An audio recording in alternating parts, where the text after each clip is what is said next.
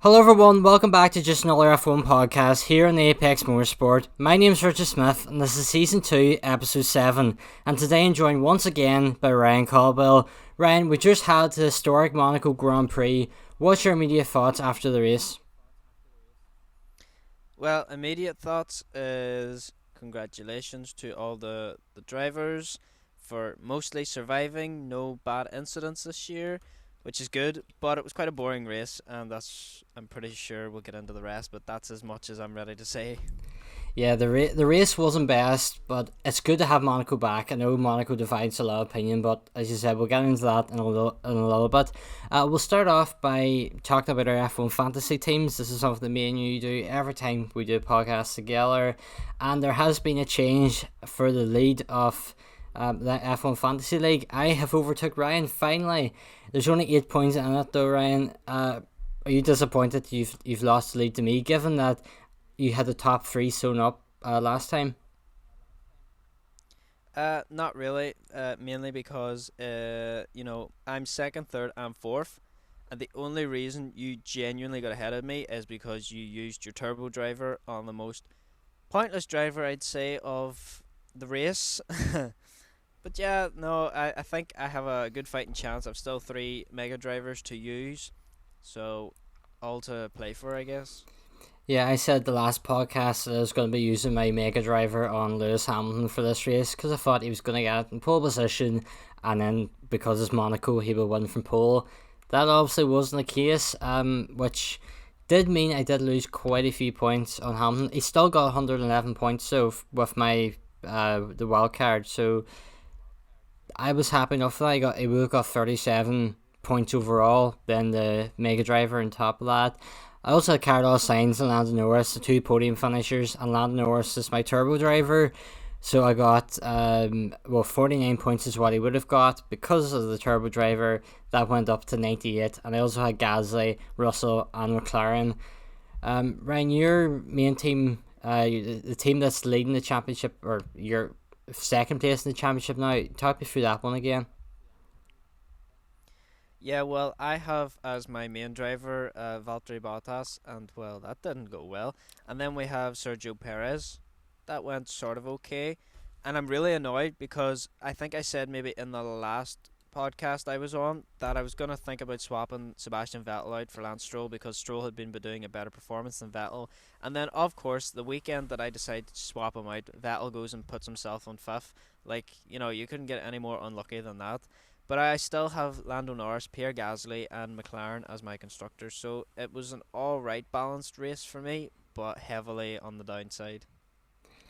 Yeah, you're sort of you've got the second, third, and fourth best teams in the league, as you said. So I've obviously got first, fifth, and sixth.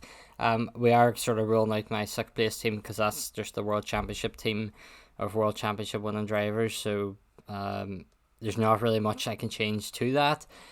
So it's really the two main teams for me, and my second team is in 684, which isn't too far behind your third place team. So hopefully I still have my mega drivers as you do for them all. I have two, so hopefully I can catch up. And well, my main team I was impressed, but the chances of me keeping that up with you with your mega driver is probably quite slim at the moment. Are you going to be making any changes for the next race in Baku? Yeah, I think after seeing the Ferrari's performance around, the slower speed corners, and yes, Baku is one of those tracks where it's mainly slow, but it does have a few quick straights getting down to those corners. But then there's obviously that big long DRS straight, which is where the Ferraris will underperform. So I'm on the fence as whether I should, take my good team and rearrange the donkeys out of it because I really think that I've made some bad decisions, especially keeping Bottas in and Stroll. Like I think I'm gonna alter a few drivers in and around. Maybe bring in a few Ferrari guys now because they're starting to pick up the pace again. But I think I need to bring in. Who should I bring in? Ooh, I need a good driver. Ocon didn't do too bad, but I think I'm gonna have someone with a bit more experience for this race. See, I'm sort of two minds about this as well because obviously Baku, as a straight circuit places, but then they've got the very long straight. So I don't know how Ferrari will do, and I'm sort of thinking taking Sainz out and replacing him with Vettel. That could be a move that could really backfire for me. But I think, given that this is my only team that has a realistic chance of winning, it might be worth the risk. Do you think? Definitely. Yeah, you think it is? It's worth the risk if it goes well. Yeah.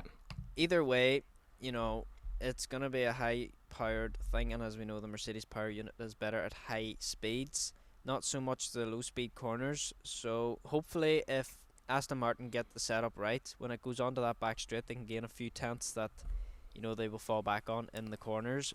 But, hopefully it balances out well for them. See, that would be the thinking of having 4 of my drivers with a Mercedes engine, and then obviously having Gasly in there, and then the McLaren with the Mercedes engine as well. My second team, I think I'm just going to leave as it is. It's Perez, Ricardo, Schumacher, Tsunoda, and Stroll. It's not really much I can really do with that one. And the world champions is obviously Hamilton, Alonso, Raikkonen, Vettel, and then Gasly to make up the numbers. So yeah. So that is what our F1 fantasy teams are looking like. So I've now overtook you for the lead, so let's see how that goes for the rest of the season, because last time I didn't think I had any sort of a chance.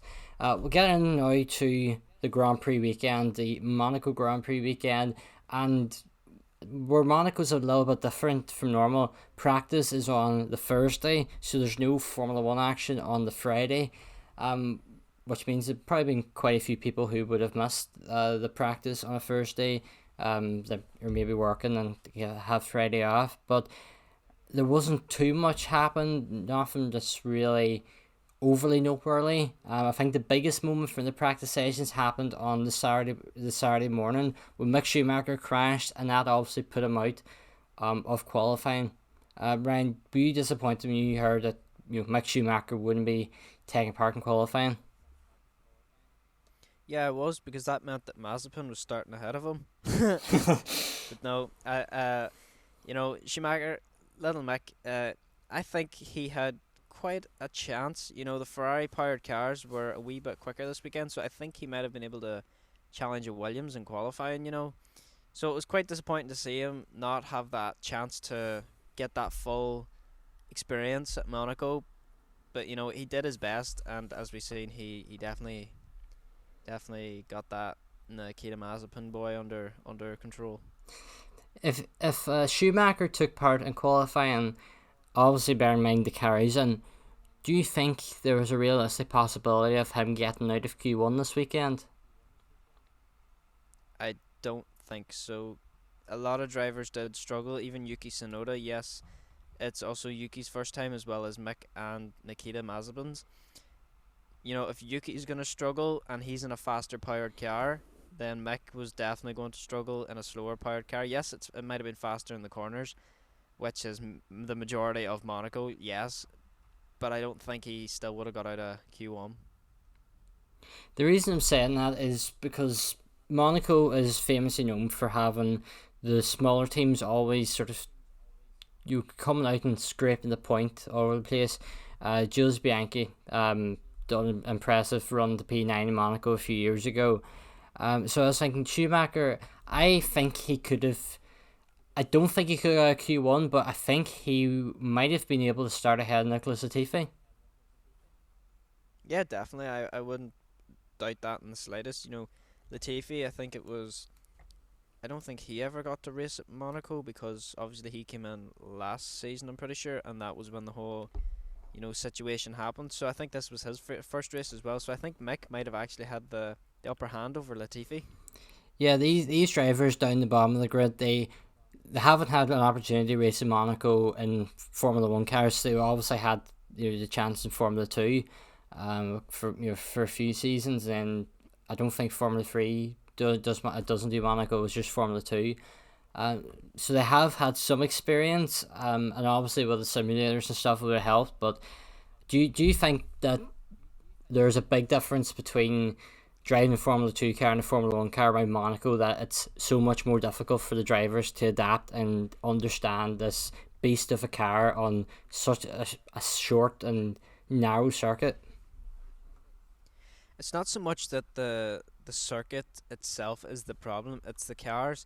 They're going from a car that's probably, a lot thinner and a lot shorter to this car that's massively long, nearly 2 meters something long, if not, I don't even know if it's close to three, it could be. I can't remember off the top of my head. But it's wide as well. These aren't wee skinny wee racer cars going about Monaco. We've seen that if you ever look at an F2, them going round Lowe's hairpin, and you look at F1 going round Lowe's hairpin, there's a big difference on the line they have to take to get round it successfully. And there's a bit more, tension when you go into that hairpin that you could get past, which is where I think Mick, used his experience from Formula 2. I keep hyping up this point. We'll eventually get to it. Yeah. But yeah. I think, the big difference for the rookies of Monaco, I guess you could say, was just that simple fact. Not so much that they're coming into their first year Formula 1, because obviously higher engine speeds, braking is a lot sharper. You pull for more G-force. You have to get used to turning constantly around Monaco, so it takes a lot out of you. And you remember, you have to get drink. You have to drink, Gimme. You have to drink. But yeah, I think that it was a good experience for them. And next year, I'll be excited to see how it all plays out. Yeah, definitely. That's if Haas are even in Formula 1 next year and Schumacher, Mazepin are still That's not it. about. Yes. The big moment from qualifying happened right at the end of Q3, where Charles Leclerc on provisional pole, the Monegasque driver going for pole position in his home circuit, hits the wall, brings out the red flag, but he does get pole position. I think there's a few people comparing it to Schumacher moment years ago where he crashed into the wall right at the end.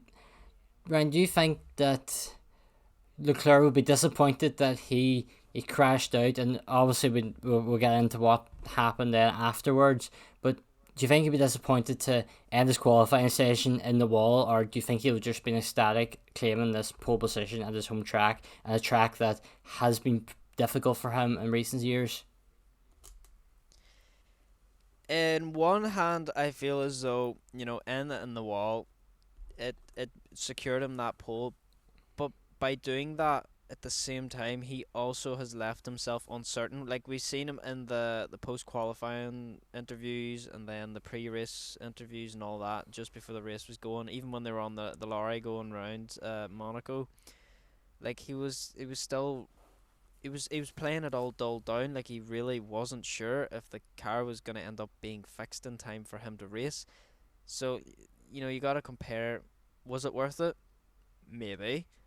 You've now got a tire. Well, the wee, the qualifying P1 tire thing, you get the award. But that's all he has to show for it now. He could have challenged and finished the race in first place for all we know, which seemed very, very likely. All for it to never happen. Once again, it's the Leclerc curse of Monaco.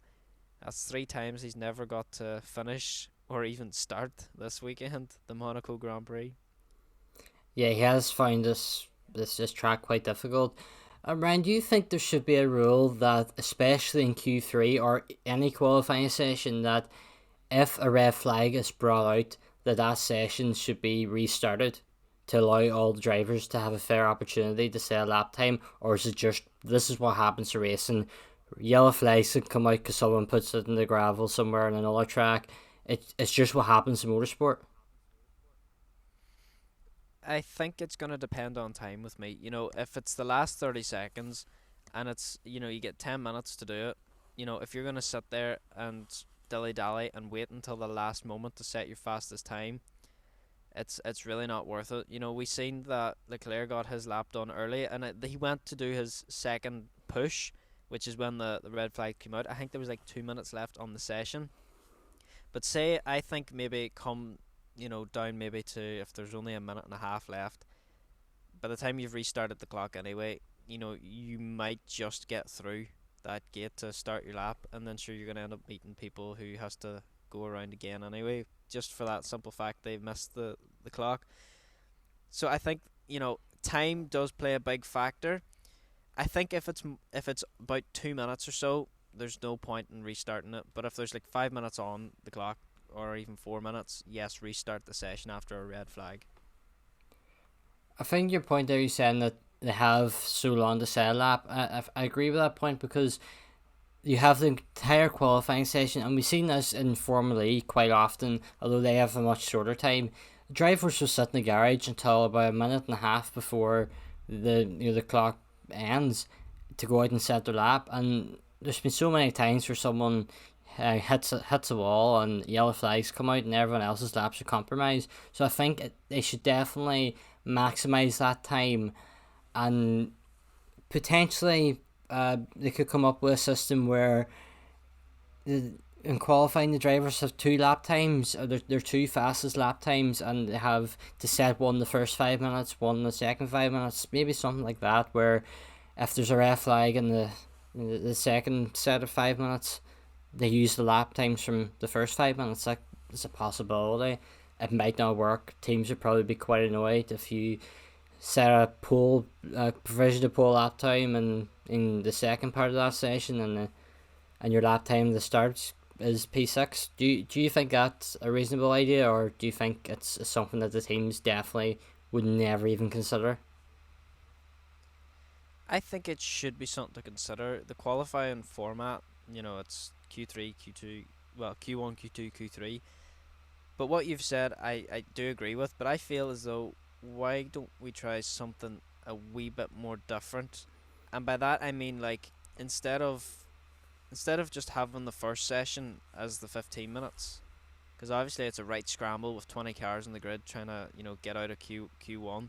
Why don't we just take Q1? I'm not suggesting knockouts. That was a failed system that should never be brought back. Get it out of my sight. But let's say we take, eight, eight drivers, or seven.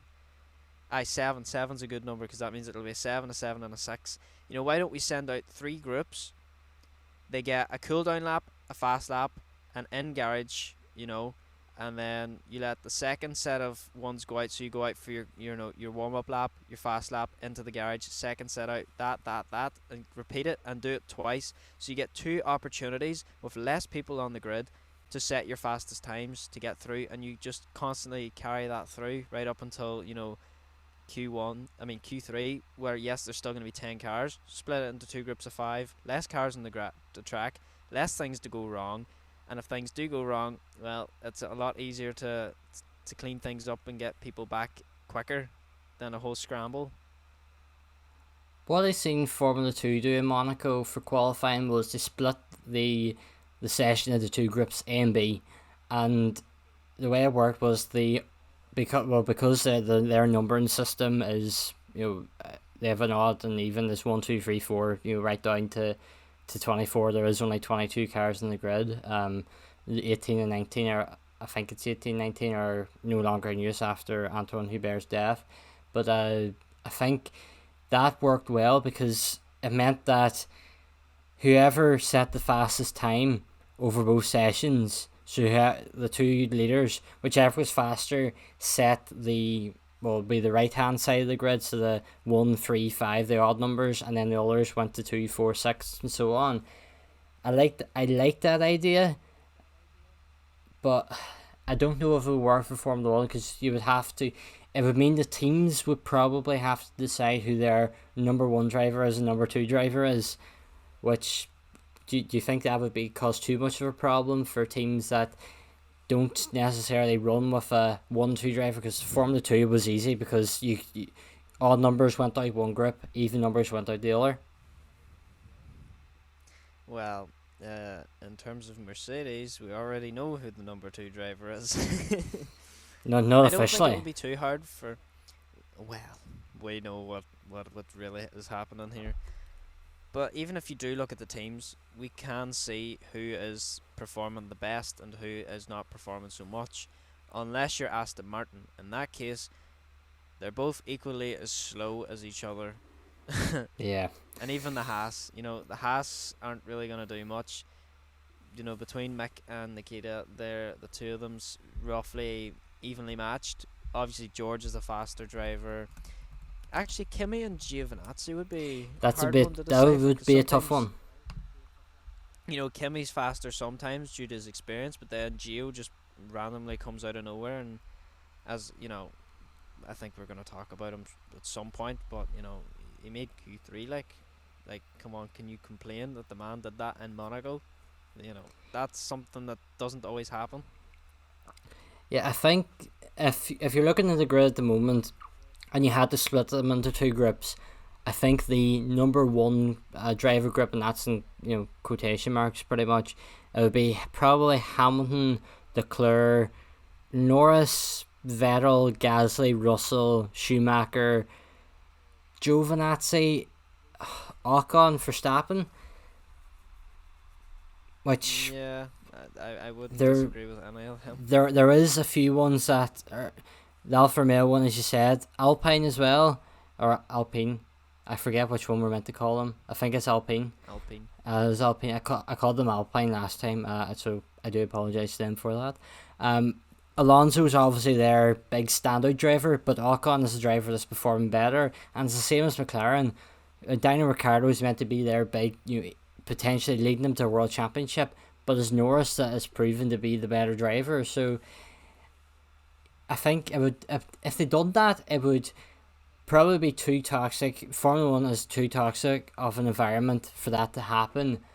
And I think that's the reason we stick with normal qualifying. But I do think bring back knockout qualifying for Monaco. Why not make it a special event? Yeah, I think God. I think that one is long gone, never to return.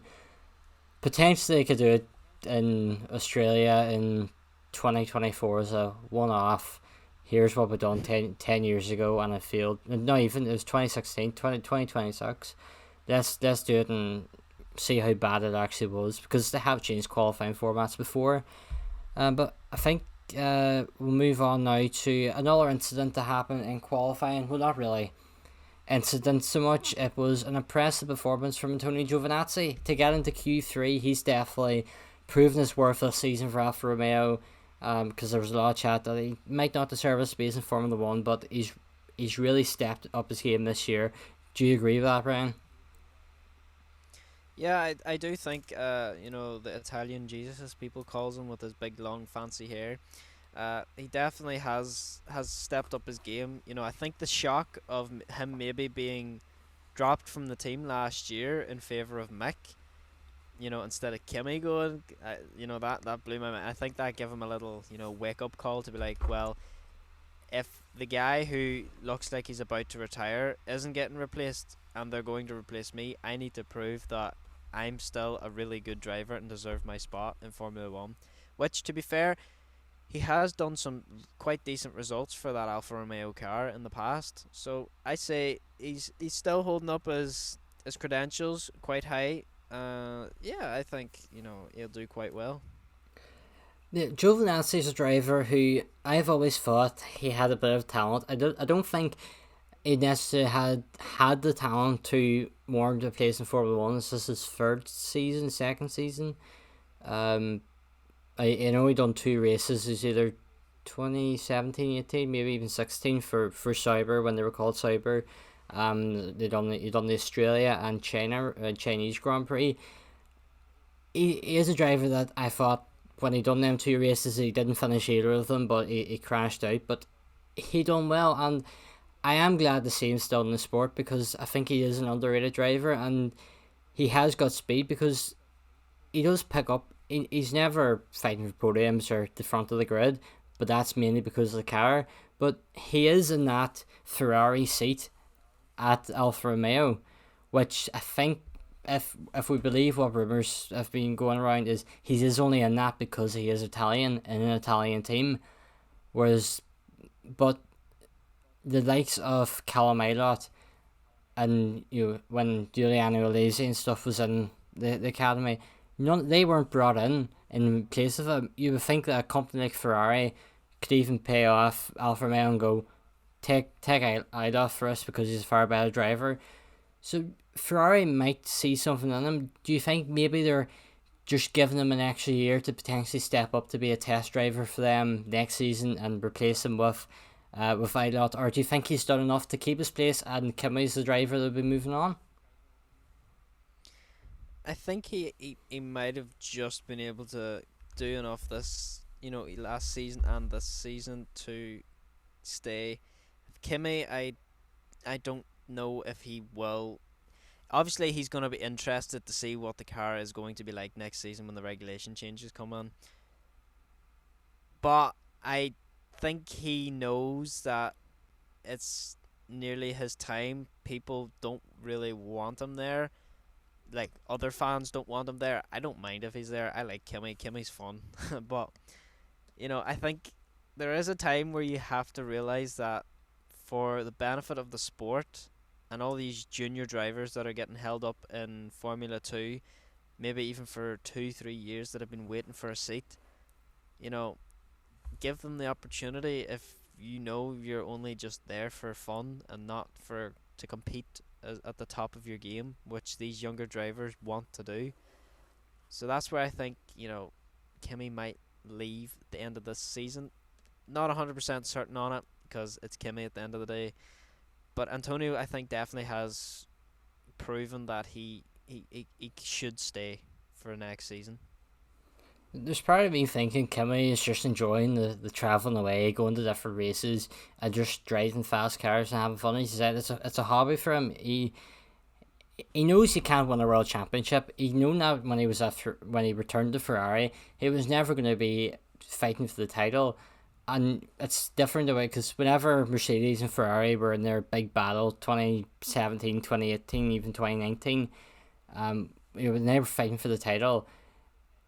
Obviously, Leclerc was in 2019, but before that, we always said Hamilton and Bottas are title contenders alongside Vettel. We never mentioned Raikkonen, which I think, given he is a Formula 1 world champion, probably is a little bit disrespectful to him because Bottas hasn't won the title. Do you think that if it is a pure hobby for Raikkonen, that he's just going to keep going until he really just gets fed up or the team kick him out? Yeah, I think that's what's gonna happen. He either will just get fed up with the sport, or he will get shown the door. He's got his family too, and if you're only there for the hobby and you're away that much from your family, it's either he really doesn't like spending time with the wife, or he just enjoys getting a free holiday instead of paying for them. I don't know what it is, but Kimi's the Iceman, the original Yeah. Iceman. So He is he a does great what he wants. he is a great character to have around the Formula 1 paddock. Anyway, as much as he doesn't speak and he's not great with the media, he provides some great entertainment from time to time, and I think we would all miss that if he does leave. Another driver who hasn't really impressed us this season, and I think maybe because the expectations were so high of him joining this team, was Daniel Ricardo with McLaren. I think everyone expected him to come in and potentially be fighting for podium straight away. I certainly did, and I still think he has that potential because we know he's a 7-time race winner. He is a very good driver. But Ryan, do you think there's anything in particular going on at McLaren that he just isn't suiting the car right, or do you think that potentially he just needs this season to settle in and for the next 2 seasons to really move forward and help? Maybe he's just helping push his team forward at the moment. When he moved from Red Bull, he was used to that high rake philosophy where the car was a bit of a ball. Pardon the pun, I guess that's something people say, but to handle. And when he went to Renault, he did struggle. Like, you never really seen him up in the top 10 that much in that Renault. But then obviously when it came closer to the end of his last season there with them, all of a sudden, here's Daniel Ricciardo. He's fighting for podiums. So I think he just needed that time to adapt. The car might not have necessarily been that quick, but it allowed him time as an excuse. If the car's not quick, then it means he can just focus on improving himself with the car, so that when the car does get quick, he's able for it. Whereas we see now with McLaren, the car is quick, and he isn't prepared to take on the style of driving that it requires to go that fast. Obviously, we know Lando, he's had that time to get used to that car and that car only. He hasn't moved teams. I'd say if Lando switched to Red Bull, he'd struggle just as much, just as we see Perez starting to struggle. You know, it does take time to settle into these new cars, and I think Ricardo come next season, if the regulation change goes well for them, and you know the Mercedes power unit is still powerful, I think we could see a different Daniel Ricardo, and we could see a Daniel Ricardo definitely pushing for a driver's title at some point. I think probably one of the biggest things that is sort of lifting the pressure off him a little bit is the fact that he has a 3-year contract, or at least that's what is being said around the paddock anyway, and people are reporting that. It means that he's not under like a 1-year deal where he has to finish 5th in the championship in order to sign again for next season. He's able to come in, relax, get to know the team, and build a relationship with the team and the personnel within the team, which, although it's not helping him his performance so far this season, next season, and I think the big thing going forward next year is he will have an input in how the car is being made. The car could help be made around him and Norris, their driving styles, because the two have very different driving styles, and I think that's something that we see across the grid, but especially at McLaren, that Norris has really stepped up his game big time. He is showing people the driver that he was tipped to be. When he was in Formula 3, Formula 2, people were saying he's going to do the next Lewis Hamilton, join McLaren, work his way up. He's not going to do Lewis Hamilton win the world title in a second season. He hasn't done that. He's missed that opportunity. But I think Lando will be a good benchmark for Daniel, and I think going into next season, with a year under the belt, McLaren, he knows the people within the team, and that can only mean good things for him and his career. Yeah, I think Daniel just needs the time, and he will eventually come good. Come next Monaco Grand Prix, we're gonna see something interesting. Yeah, I think he just needs one really good result. It was, if we go to Red Bull, I think it was the same for Albon and Gasly. They were just waiting on one big result to help lift them forward, and I think Gasly's podium in Brazil helped him push forward to obviously then go on and win the Italian Grand Prix. And we can't say the same about Albon, but he did get a few podiums, and he should be on the grid. But I think we've seen last year with Ricardo, he got one podium, and then he got one either the race after that. I can't exactly remember, but it helped him, and that last couple of races with Renault was very successful for him. So I think potentially, if by the time Silverstone comes around, if he can be in the podium by then, I think we will see a different Daniel Ricciardo for the second half of the season. One that will be a threat for regular podiums, in my opinion, anyway. I hope so. That is what I'm hoping from Daniel Ricciardo, that we see something really, really, really interesting come next season. I think we'll move on to the race now, and to be honest, there's not really too much to say about it, because as we said at the start, the race wasn't the best, but in terms of Monaco standards, it created a few bits of action, I suppose. One of the main ones, and one of a few overtakes, one overtake that we actually did see, was Mick Schumacher overtaking Nikita Mazepin at the Lowe's hairpin. He done a very F1 video game style line through there, up under the curb, just sort of bullied his way past him. Do you think that was sort of, there you go, Nikita, you beat me in qualifying because I couldn't take part, but you're now going to sit behind me for the other 77 laps of this race? I was just so glad to see that happen. I think I nearly laughed into myself at what happened. I think, Mick, I think everyone knows Mick is the better driver, so to get held up by Nikita, he just wasn't having it. He was like, right, into the corner, I go, around, Alice Russian, let's go. Stuck it into second, and he went, Nyeong. No, I think it was the right decision to make. He's not going to sit behind a slow driver the same way Russell doesn't want to sit behind Latifi, the same way Lewis doesn't want to sit behind Bottas. So, yeah, it's the same scenario. He just needed to get through, and he was happy. Given the involvement of Mazepin's father of the team being the title sponsors and stuff, and the rumours about him potentially taking over the team next year, do you think at any point, if Schumacher didn't get past Mazepin there, because if he didn't get past him there, I don't think he was going to really get past him anywhere else, despite his talent. It's just Monaco for you. Do you think that there would have been any sort of call or order from the team to lap Mick through, or do you think Haas are thinking more, actually, the financial impact of us keeping Mazepin rather than his dad leaving the team as a title sponsor? Do you think that wasn't worth the risk for them? Ooh, conspiracies. I don't think, Big Daddy Mazepin would have been too annoyed because, Mick is going to be faster. He is just generally quicker in every single race so far. You know, I think, he has to understand that the benefit of the team is just as much as the benefit of the individual.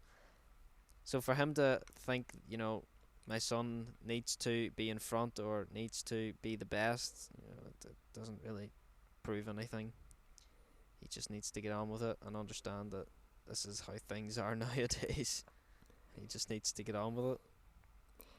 And obviously one of the most exciting moments of the race was the battle between Sebastian Vettel and Pierre Gasly. Great entertainment before they decided to show a replay of Lance Stroll going over the curb and going airborne. And we missed it, and, well, we don't really know what happened because it cut away and we didn't get back to that action. Ryan, do you think this weekend was the worst in terms of TV direction from Formula 1 for the last while? Yeah, and I think everyone understands the reason why. Obviously, in Monaco, the way that they work the TV cameras and the TV licensing over there, it's all done by a separate company.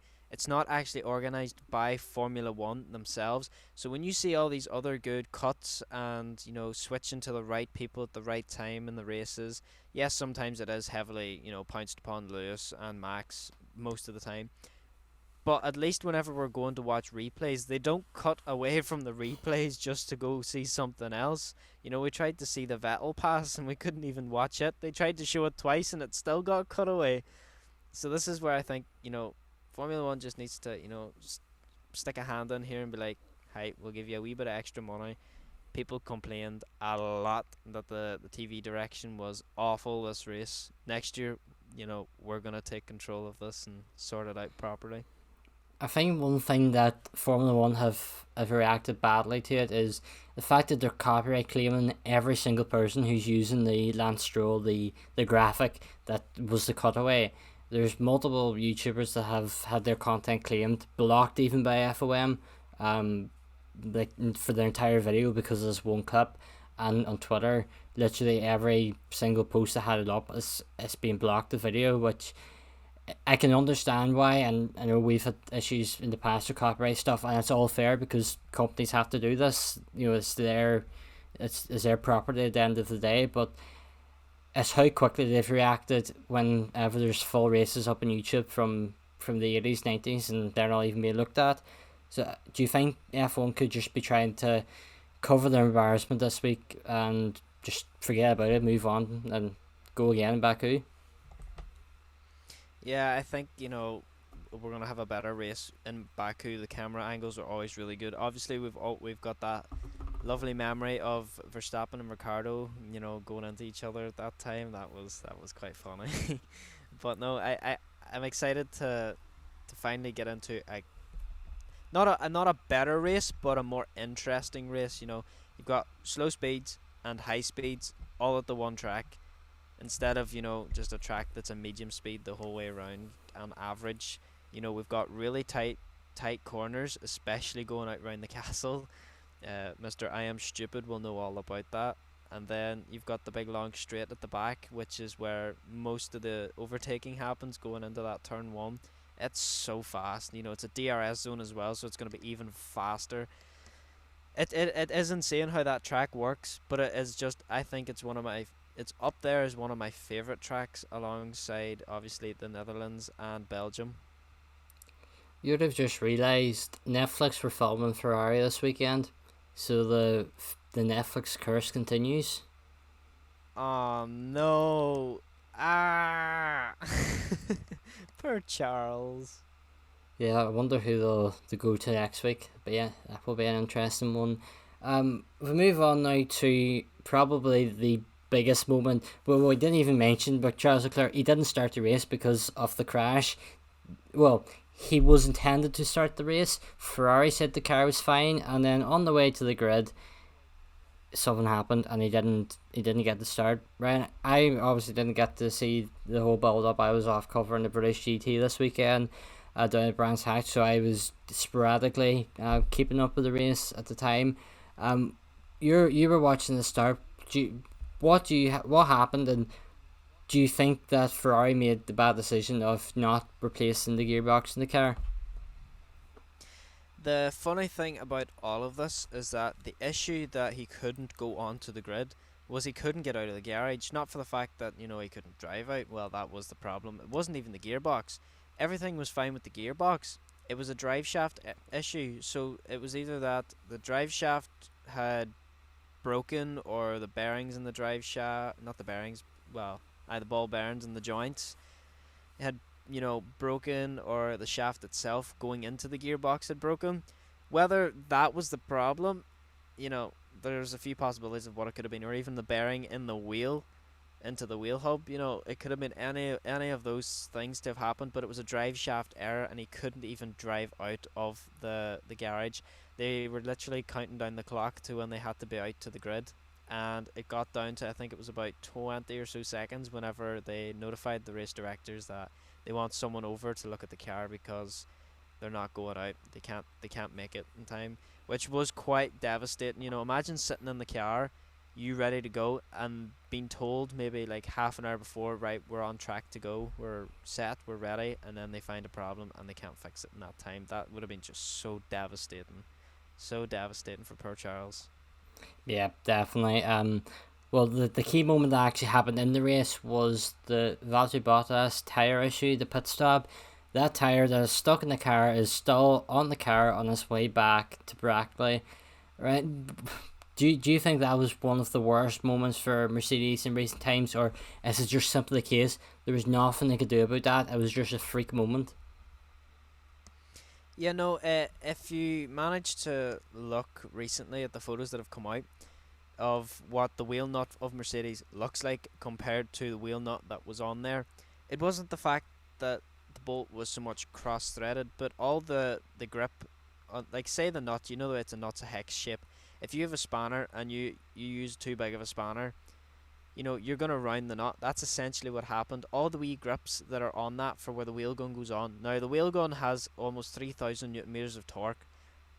And if you come to think about it, your little basic drill that you use to screw wood into stuff, roughly the cheap ones you would have used would have about 90, roughly maybe 90 newton meters of torque.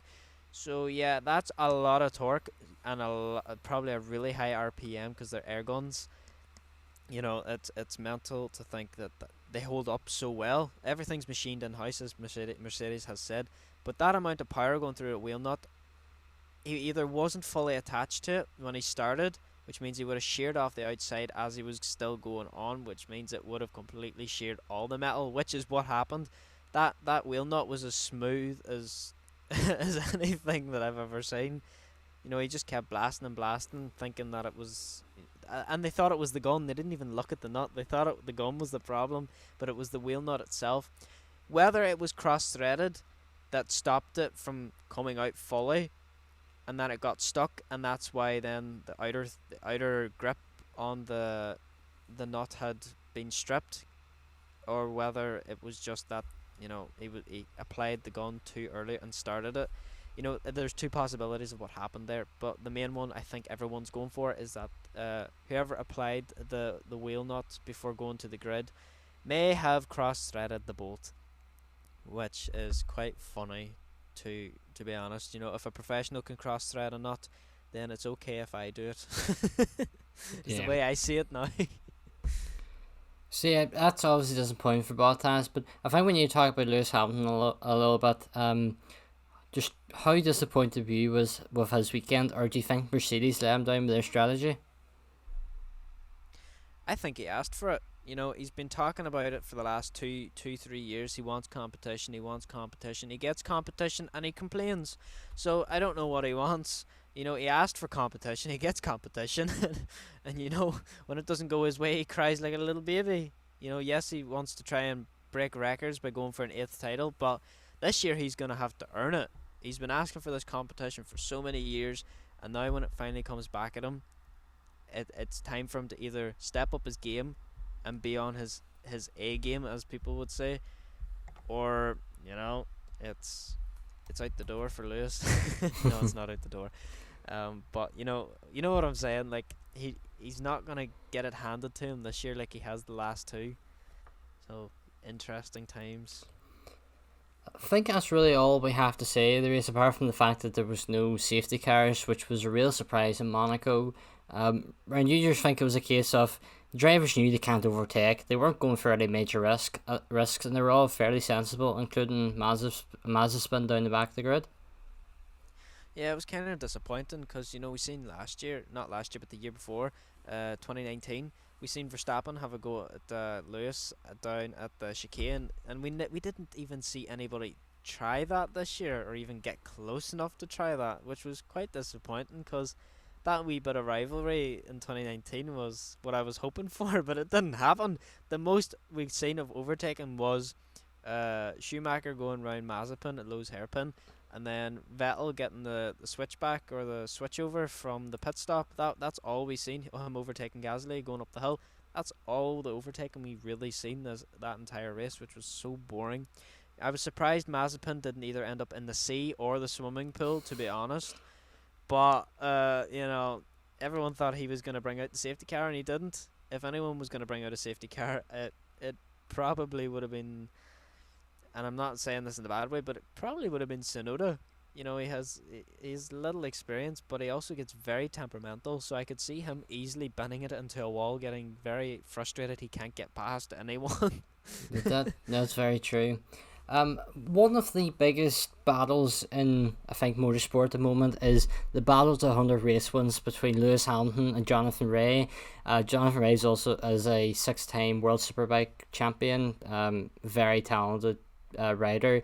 He had 100 race victories this weekend, and Formula One, I think, was very nice of them to put up a tweet to congratulate him, because as much as there's no real comparison between him and Lewis Hamilton in terms, because they're completely different sports. But yeah, I think it was nice for Formula One to acknowledge Jonathan Rea. Obviously, we're big fans of him ourselves, given he's from Northern Ireland, and he's just a fantastic rider. Ryan, just your thoughts very quickly on Jonathan Rea getting his 100 race wins.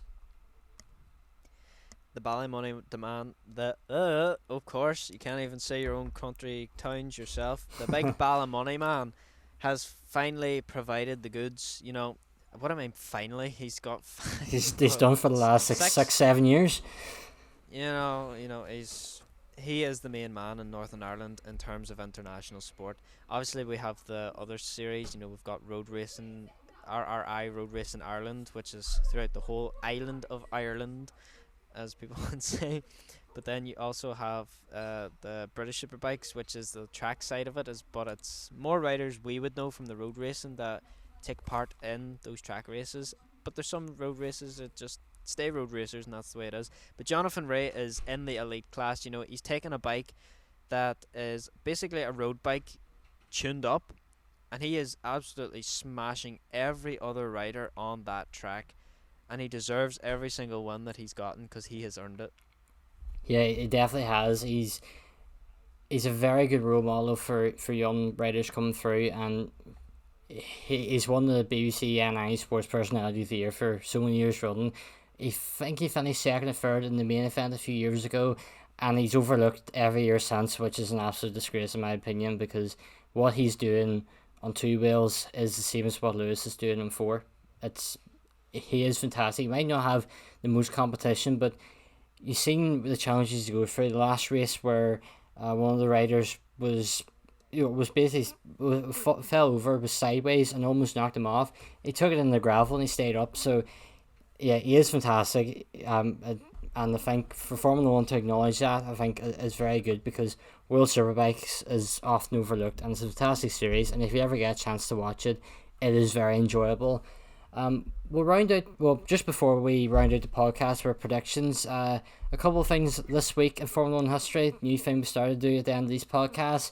May 25th, 2008, Lewis Hamilton claimed as a win in Monaco to be the first Englishman to win since Graham Hill in 1969. He had to survive a puncture and a storm on his way to victory.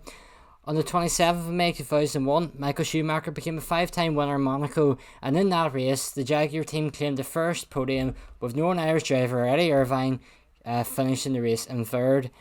And finally, the 30th of May 1966, Graham Hill took victory at the Indy 500 as one of four non-Americans in the 33-man field. This is when IndyCar was part of, or the Indy 500 was part of the Formula 1 calendar. Jim Clark took second, but many people believe that he was robbed of victory because the officials missed one of Clark's laps as he spun off twice during the race. So production time, Ryan. Obviously, when me and Craig do the podcast, I run through sort of the current, the scores and stuff. You and him are obviously working in the team. For the Azerbaijan Grand Prix, who do you think is going to be in pole position? Ooh. Off the bat, I thought we were going for a top three straight away, but No. pole position, I'm getting the feeling that we're gonna see the Mercedes powered unit cars definitely take the win on this one. 100%. I think it's going to be Mr. Lewis Hamilton, although I do think Valtteri Bottas is going to have a very, very good chance at taking this one, because he was quite quick last year. He took pole in 2019 and in 2020. If I can just quickly check, I can't remember, but oh yeah, we didn't have Azerbaijan. I am stupid. I am stupid. Yeah, we didn't have it, obviously. Yeah. So I'm gonna actually. You know what? I'm gonna have faith in him. I'll stick it on Valtteri instead. Okay. Given you're going for Valtteri, I'll then go for Sergio Perez, because I was between him and Verstappen. I think you're taking a risk of yours. I'll also take a risk and go Sergio Perez. We're top three. I'll start for this one. I'm gonna go Verstappen, Hamilton, Perez.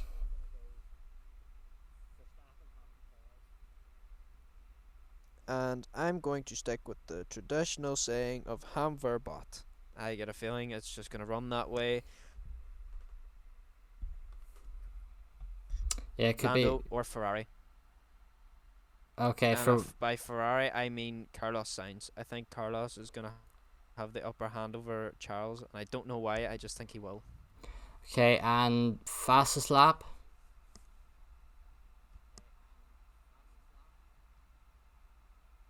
Fastest lap. I don't think it's gonna be one of the top three, unless they're quite spaced apart, which is likely to happen. But I think both of the two big teams have quite a bit of pace on them in that straight. And if Bottas can manage to keep himself up there with them, if he doesn't get pole, there's a great chance them three's going to be that tightly packed and battling it out that it's going to be someone from fourth down. So I'm going to go with either Sergio Perez, or I'm going to go...